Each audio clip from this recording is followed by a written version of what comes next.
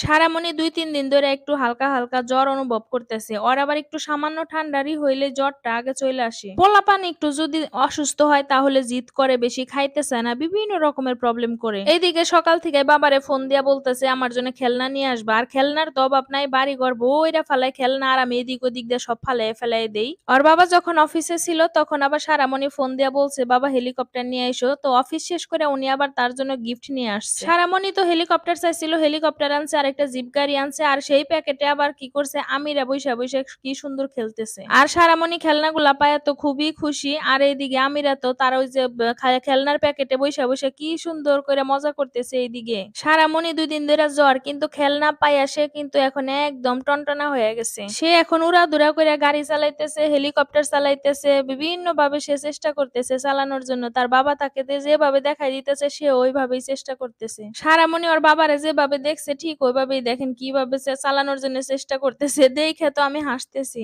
সারামণি এখন অসুস্থ নাই, এখন সে খেলনা পেয়ে সুস্থ হয়ে গেছে। আর ফ্লোরে নাইমা পড়ছে, সবকিছু নিয়ে সুন্দর করে দেখেন কিভাবে গাড়ি চালাচ্ছে, হেলিকপ্টার চালাচ্ছে। যাই হোক, এখন আর কোনো কথা হবে না, খেলনা হাতে চলে আসছে। এখন শুধু উড়াধুরা হেলিকপ্টার চালাবো আর জিপ গাড়িতে উঠে দেশ ভরে ঘুরে বেড়াবো, মা আর মেয়ে সবাই মিলে।